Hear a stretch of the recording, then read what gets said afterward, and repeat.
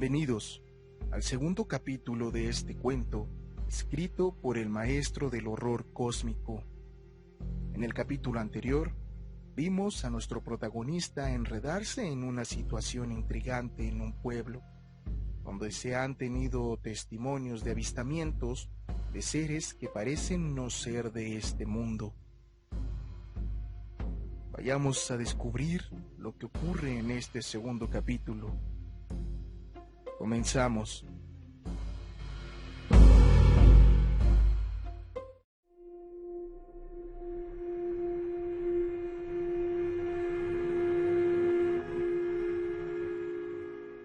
Como era de esperarse, dadas las circunstancias, esta intensa controversia finalmente llegó a los medios en forma de cartas al Arkham Adversator, algunas de las cuales fueron replicadas en la prensa de aquellas regiones de Vermont, de donde venían los recuentos de las inundaciones. El Rutland Herald dedicó media página a extractos de cartas de ambos bandos, mientras que el Bladderford Reformer reimprimió en su totalidad uno de mis largos sumarios históricos y mitológicos, acompañados de algunos comentarios en la sesuda columna llamada El Diletante, que aplaudían y apoyaban mis conclusiones escépticas. Para la primavera de 1928 ya era yo una figura bastante conocida en Vermont, sin importar el hecho de que jamás había puesto un pie en ese estado. Entonces llegaron las desafiantes cartas de Henry A. Cayley, las cuales causaron un impacto profundo en mí y me llevaron por primera y última vez a ese fascinante reino de precipicios reverdecientes y arroyos murmurantes en medio del bosque.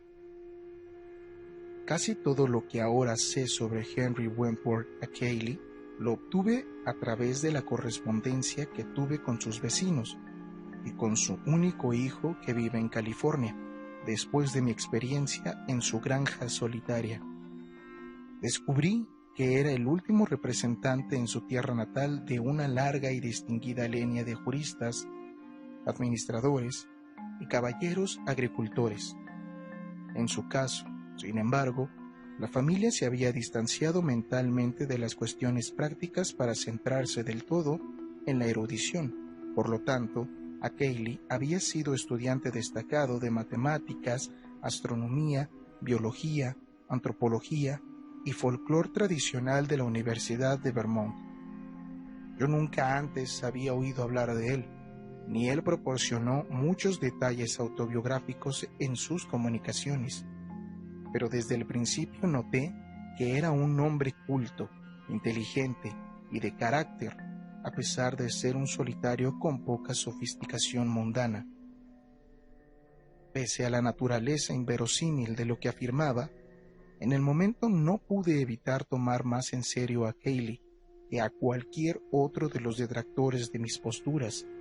En primer lugar, él estaba muy cerca de los fenómenos en sí, visibles y tangibles, sobre los cuales especulaba de una forma tan extravagante, y por otro lado, estaba sumamente dispuesto a situar sus conclusiones en un estado tentativo, como un auténtico hombre de ciencia. No tenía motivaciones personales oportunistas y siempre se guiaba por lo que consideraba evidencia sólida. Como era de esperarse, en un inicio consideré que estaba errado, pero le di crédito por estar errado de forma muy inteligente. En ningún momento seguí el ejemplo de sus amigos, quienes consideraban que sus ideas y su miedo a las colinas frondosas y solitarias eran producto de la locura. Se notaba que era un hombre más complejo de lo que aparentaba, y supe al instante que lo que él afirmaba, sin duda alguna, provenía de circunstancias que meritaban ser investigadas, a pesar de que no tuviera mucho que ver con las causas fantásticas que él les atribuía. Después recibí de parte suya ciertas evidencias materiales que situaron la cuestión en una base un tanto distinta y desconcertantemente extraña. Lo mejor que puedo hacer ahora es transcribir a detalle, en la medida de lo posible, la larga carta con la que a Kaylee se dio a conocer, la cual se convirtió en un punto de referencia importante de mi propia historia intelectual. Ya no está en mis manos, pero en mi recuerdo permanece casi todas las palabras de su mensaje portentoso. De nuevo, reitero mi confianza en la sanidad mental del hombre que la escribió. He aquí el texto, el cual me llegó escrito con una letra arcaica e ilegible, muy propia de alguien que sin duda no se había relacionado demasiado con el mundo durante su vida tranquila y erudita. Estimado señor, he leído con gran interés la reimpresión en el Bladderboro Reformer de su carta sobre los relatos recientes de cuerpos extraños que se vieron flotar en nuestros ríos desbordantes el otoño pasado, y sobre los mitos folclóricos con los que coinciden con tanta precisión. Es fácil ver por qué un foráneo tomaría su misma postura e incluso por qué el diletante coincide con usted. Es la actitud que suelen tomar las personas cultas, tanto dentro como fuera de Vermont. Y fue la misma actitud que yo tuve de joven. Ahora tengo 57 años. Antes de que mis estudios, tanto generales como sobre el libro de Davenport, me llevaran a explorar un poco algunas regiones de las colinas cercanas que no suelen ser visitadas. Llegué a ese campo de estudios por medio de los extraños y antiguos relatos que solía escuchar de boca de los campesinos más ancianos e ignorantes, aunque ahora desearía no haberlos escuchado nunca. Podría decir, con toda modestia, que la antropología y el folclore no me son ajenos. Los estudié bastante en la universidad y estoy familiarizado con las principales autoridades en el tema, como Taylor, Lubbock, Fraser, Waterface, Murray, Osborne, Cade, Ball, G. Elliot Smith, entre otros. No es novedad para mí que los relatos de las razas ocultas son tan antiguos como la humanidad misma. He leído las reimpresiones en el Rutland Herald de las cartas que usted ha escrito y de la de sus detractores, y supongo que sé bien cuál es su postura actual en toda esa controversia. Lo que ahora deseo decirle es que temo que sus adversarios estén más cerca de la verdad que usted, aunque todo razonamiento parezca estar del lado de la ciencia. Están más cerca de la verdad de lo que creen, pues claro que solo se guían por especulaciones y desconocen lo que yo sé. Si supiera tan poco del tema como ellos, no podría justificar mis creencias con el mismo fervor que ellos. Estaría por completo de su lado, señor Wilmord. Notará que estoy dando rodeos para llegar al punto. Quizá porque me despierta un gran temor hacerlo. Sin embargo, el meollo del asunto es que poseo cierta evidencia fidedigna de que en efecto hay seres monstruosos en el bosque, en las cimas de las colinas que nadie visita. No he visto nada flotando en ríos, como han afirmado otros, pero he visto seres parecidos, en circunstancias que desearía no tener que repetir. He visto huellas de pisadas y últimamente las he encontrado más cerca de mi propio hogar. Vivo en la antigua propiedad de los Acailey, al sur de Townshend, del lado de Dark Mountain, que no me atrevo a relatarle ahora, y con frecuencia he escuchado voces en ciertos lugares del bosque que ni siquiera intentaré describir por escrito. En una ocasión los escuché con tal claridad que llevé un fonógrafo ahí y los grabé con ayuda de un dictáfono y un cilindro de cera. Intentaré hacer llegar la grabación para que la escuche. La reproduje una vez en el aparato de unos ancianos de la zona, y una de las voces los asustó al grado de la parálisis debido a su similitud con cierta voz. Zumbido en el bosque que Davenport menciona, de la cual oyeron a sus abuelas hablar e imitar. Sé lo que la mayoría de la gente piensa de un hombre que habla de oír voces. Pero antes de que saque conclusiones, le pido que escuche la grabación y les pregunte a los viejos que habitan cerca del bosque qué opinan de ella. Si le parece de lo más normal, perfecto. Sin embargo, debe haber algo detrás de ella, como usted bien sabe. Ahora bien, mi intención al escribirle no es iniciar una controversia, sino darle información que creo que un hombre con sus gustos encontrará altamente interesante. Esto es privado. Públicamente estoy de su lado, pues ciertas cosas me hacen ver que esto no es bueno para la gente, saber demasiado de estos temas. De hecho, mis estudios ahora son del todo privado y no me atrevería a decir que nada llamara la atención de la gente que le hiciera visitar los lugares que yo he explorado. Es verdad, una verdad terrible, que hay criaturas no humanas que nos observan todo el tiempo, así como espías entre nosotros que están recopilando información. Gran parte de las pistas que he obtenido al respecto me las dio un viejo desdichado que, de haber estado cuerdo, como creo que lo estaba, era uno de los espías. Él se suicidó después, pero tengo razones para creer que hay más como él. Los seres vienen de otro planeta y son capaces de vivir en el espacio interestelar, atravesarlo volando con alas torpes pero poderosas que son capaces de resistir el éter, aunque no son muy buenas para virar como para serles de mucha utilidad en la Tierra. Después le daré detalles si no me desestima por considerarme demente. Los seres vienen a obtener metales de minas que están en las profundidades de las colinas, y creo que sé de dónde vienen. No nos harán daño si los dejamos en paz, pero es imposible afirmar qué pasaría si aumentara la curiosidad humana por conocerlos. Sin duda alguna, un gran ejército de hombres podría aniquilar su colonia minera, y eso es lo que temen. Sin embargo, si eso ocurriera, vendrían más del exterior, cualquier cantidad de ellos. Con facilidad conquistarían la tierra, pero no lo han intentado aún porque no ha sido necesario. Prefieren que las cosas sigan igual para ahorrarse la molestia. Creo que planean deshacerse de mí por lo que he descubierto.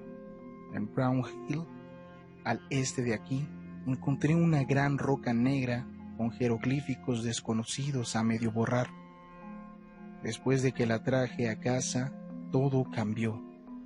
Si creen que sospecho demasiado, me matarán o me llevarán al planeta del cual vienen. Les gusta llevarse hombres sapientes de cuando en cuando para mantenerse informados sobre el estado de las cosas en el mundo de los humanos. Eso me lleva al segundo objetivo de esta misiva. Les suplico que ponga fin al debate actual, en lugar de darle más publicidad. La gente no debe acercarse a estas colinas y, para ello, es imperativo que no despertemos más su curiosidad. De por sí, ya hay suficiente peligro por culpa de los promotores de bienes raíces. Inundan Vermont con hordas de gente veraniega que vienen a explotar los lugares silvestres y a cubrir las colinas con bungalows de mal gusto. Me encantaría seguir en contacto con usted e incluso intentaré enviarle por correo express la grabación en fonógrafo y la roca negra, la cual está tan gastada que no se puede fotografiar con claridad, si le interesa.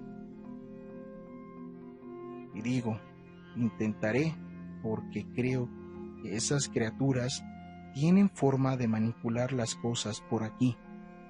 En una granja cerca del pueblo hay un tipo taciturno y furtivo llamado Brown, que creo que es su espía. Poco a poco están aislándome de nuestro mundo porque sé demasiadas cosas del suyo. Tienen los mecanismos más increíbles para saber lo que yo hago. Incluso es posible que esta carta no llegue a sus manos. Si las cosas se empeoran, creo que tendré que abandonar esta región del país e irme a vivir con mi hijo a San Diego, California, aunque no es fácil dejar el lugar en el que nací, en donde han vivido 6 generaciones de mi familia. Además, ahora creo que las criaturas se han percatado de la existencia de esta casa. No me atrevería a vendérsela a nadie. Al parecer, Están intentando recuperar la roca negra y destruir la grabación, pero no permitiré que caiga en sus manos si puedo evitarlo. Mis fieles perros policías siempre lo mantienen a raya, pues su población sigue siendo muy reducida y sus movimientos son torpes. Como he dicho, sus alas no les ayudan mucho para hacer vuelos cortos en la tierra.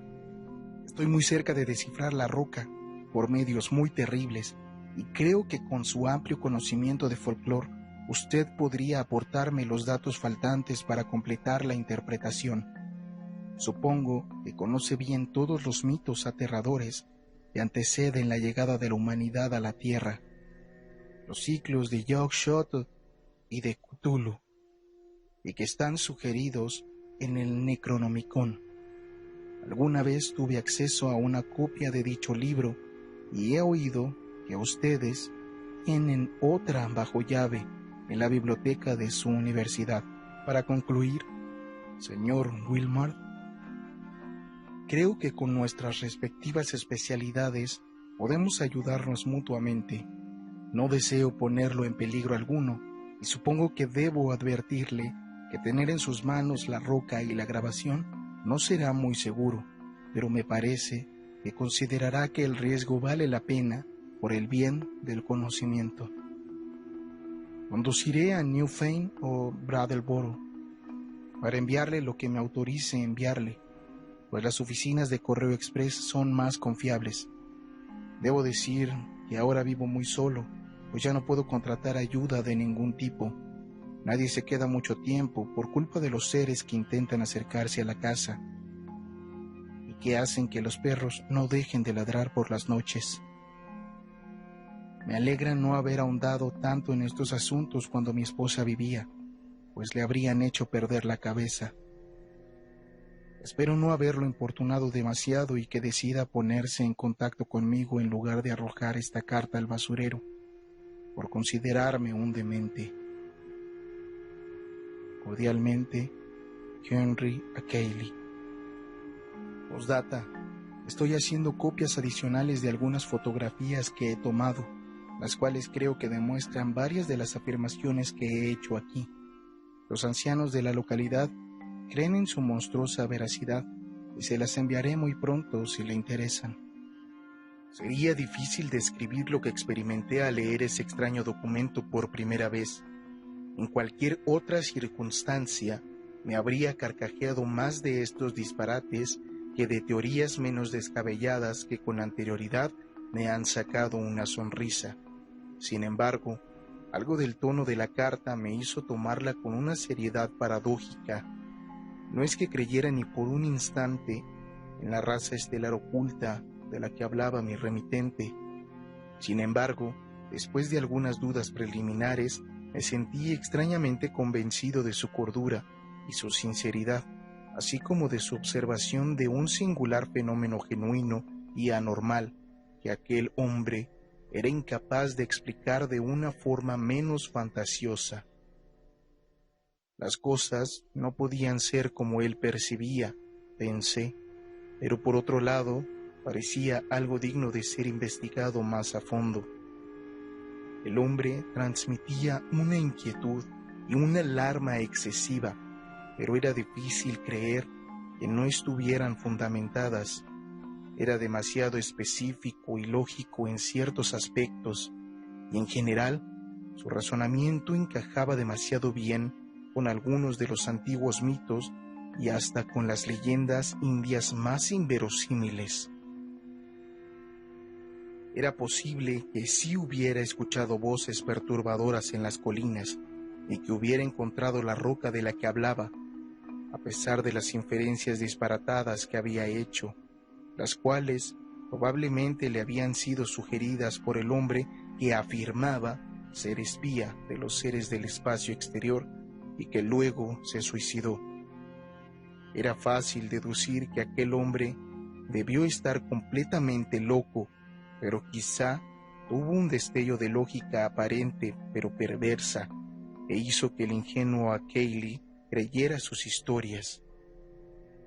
En cuanto a su vida reciente, la incapacidad de mantener empleados de servicio confirmaba que los vecinos labriegos y humildes de Akeili estaban tan convencidos como él de que su casa era acechada durante las noches por seres de otro mundo.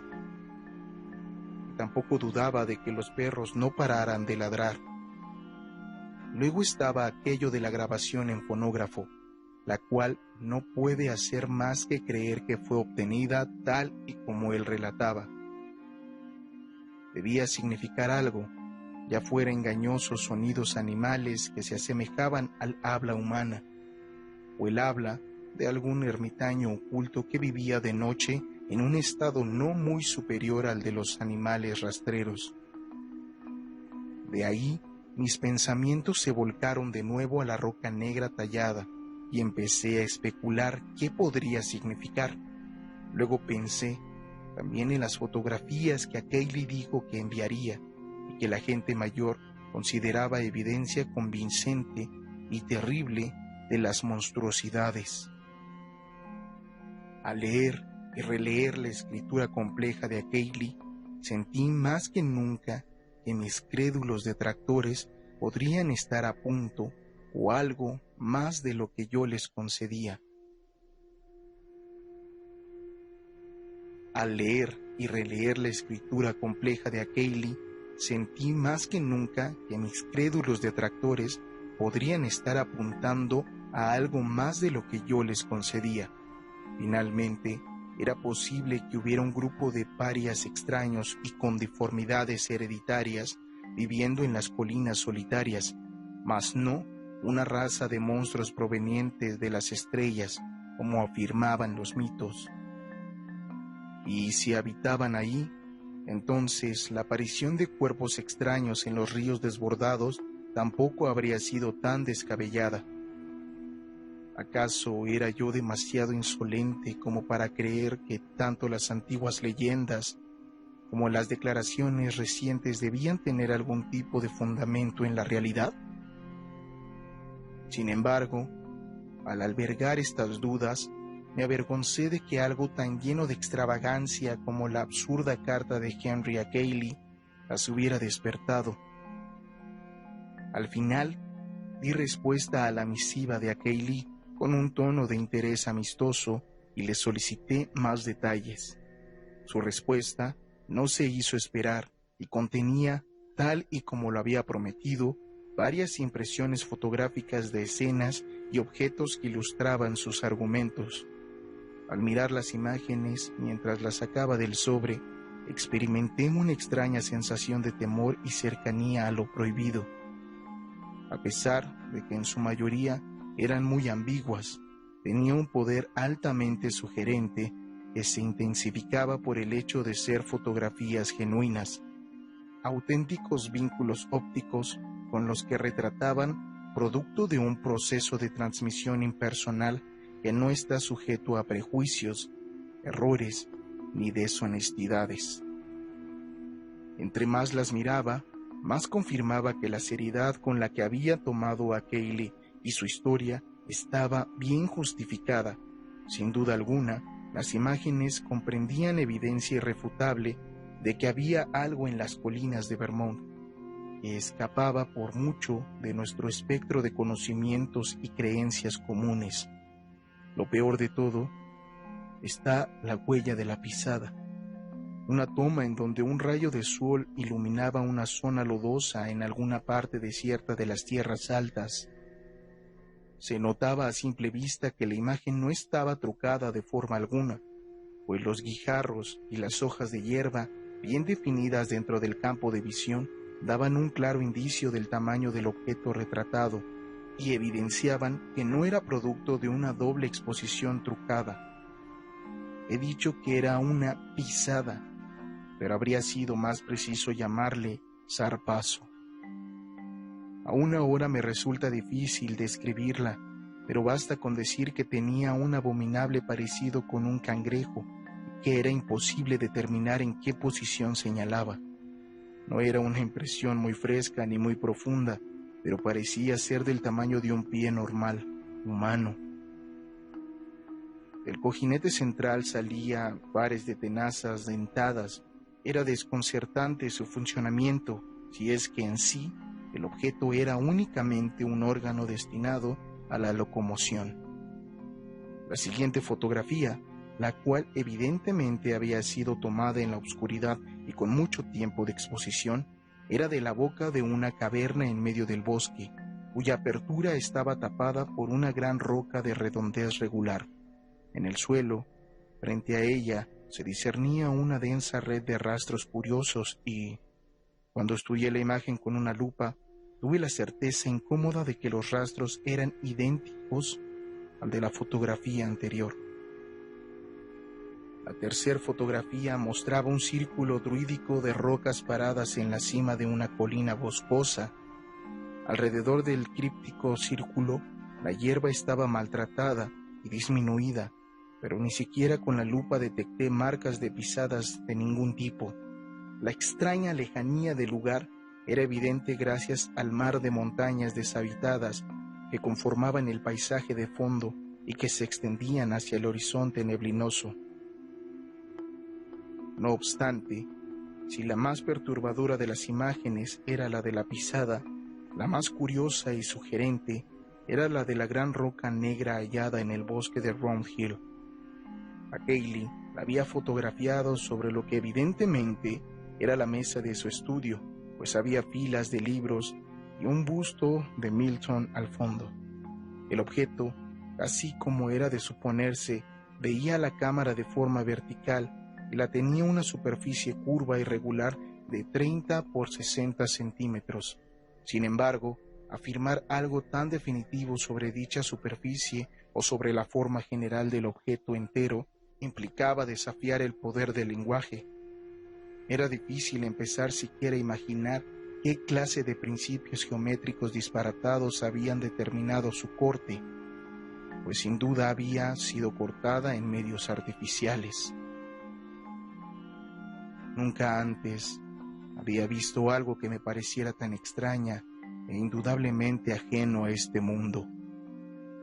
Alcanzaba a discernir muy pocos de los jeroglíficos de la superficie, pero uno o dos que alcancé a distinguir me sobresaltaron.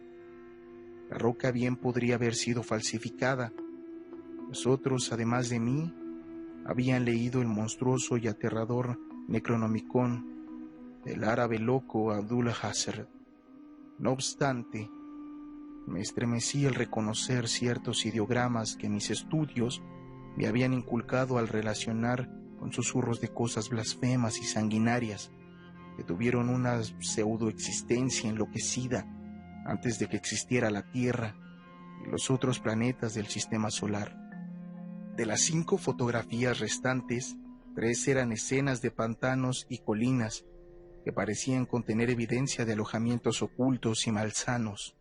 Otra era una marca extraña en el suelo cercano a la casa de Kaylee, la cual dijo haber fotografiado una mañana después de que los perros pasaran la noche ladrando de forma más agresiva de lo habitual.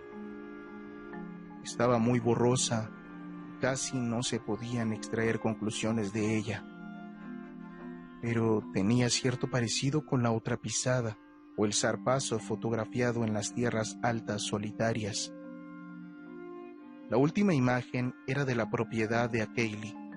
Mostraba una casa blanca, hermosa, de 2 pisos y un ático como de 125 años de antigüedad, con un césped bien cuidado y un sendero de piedras que llevaba a un portón gregoriano labrado de forma exquisita. En el césped había varios perros policía de un gran tamaño, los cuales aparecían sentados junto a un hombre de rostro amable y barba cana bien recortada, quien supuse que era el propio Kaylee. Él mismo había hecho esa toma, lo cual podía inferirse por el mando a distancia que se observaba en su mano derecha. De las fotos pasé a la carta extensa y apretucada, y pasé las siguientes 3 horas inmerso en un océano de horror inenarrable. Después de solo haber hecho esbozos, ahora describía hasta el más mínimo detalle y presentaba transcripciones de palabras oídas en el bosque por las noches. Largos recuentos de formas rosáceas monstruosas, a las que espió entre arbustos en las colinas durante el ocaso, una terrible narración cósmica derivada de la aplicación de sapiencia profunda y diversa a los interminables discursos obsoletos del enloquecido hombre que se autodenominaba espía que se suicidó. Me encontré frente a nombres y términos que solo había oído en combinación con las cosas más aterradoras. Y fui transportado a través de innombrables eones y dimensiones inconcebibles para llegar a los mundos de entidades siderales y antiguas que el autor del Necronomicon solo había logrado intuir con absoluta vaguedad. Se me habló de los fosos de la vida primigenia, los arroyos que habían descendido de aquel manantial y por último del diminutivo riachuelo derivado de uno de esos arroyos que se había entrelazado con los destinos de nuestro propio planeta. Mi cerebro no paraba de girar.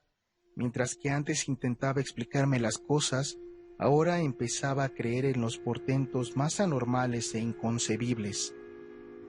El despliegue de evidencias vitales era sumamente vasto y abrumador, y la actitud científica de Akeili, la cual distaba por completo de cualquier postura demente, fanática, histérica o hasta especulativa y extravagante, tenían un efecto tremendo en mis pensamientos y juicio.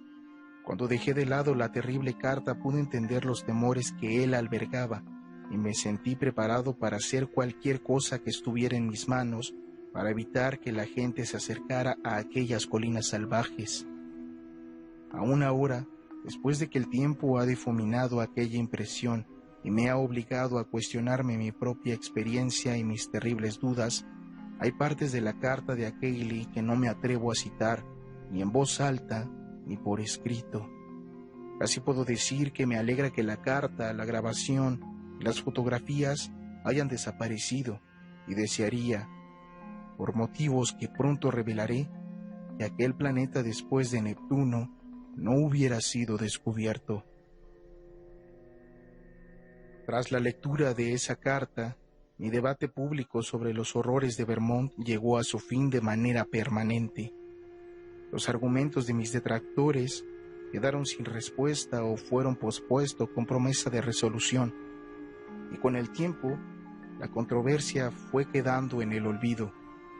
Durante finales de mayo y todo junio mantuve una correspondencia constante con Akeili. A veces, sin embargo, se perdía alguna carta y entonces teníamos que regresar sobre nuestros pasos y realizar copias laboriosas.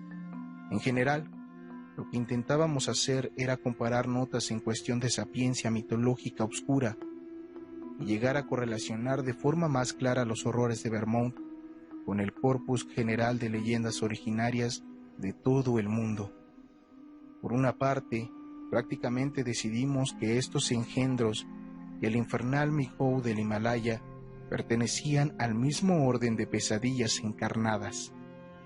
También hubo algunas conjeturas zoológicas interesantes, las cuales habría querido remitir al profesor Dexter, un colega de la universidad, pero Akeili me exigió de forma imperativa que no hablara con nadie del tema que nos incumbía. Si ahora parece que estoy quebrantando sus deseos, es solo porque creo que, en este punto, advertir a la gente acerca de las colinas más remotas de Vermont y las cimas del Himalaya que los valientes exploradores insisten cada vez más en escalar, será más provechoso para la seguridad pública que mi silencio. Algo en particular que estábamos cerca de lograr era descifrar los jeroglíficos de aquella infame roca negra. Pero lograrlo habría puesto en nuestras manos secretos más profundos y desconcertantes que cualquier conocimiento al alcance de la humanidad.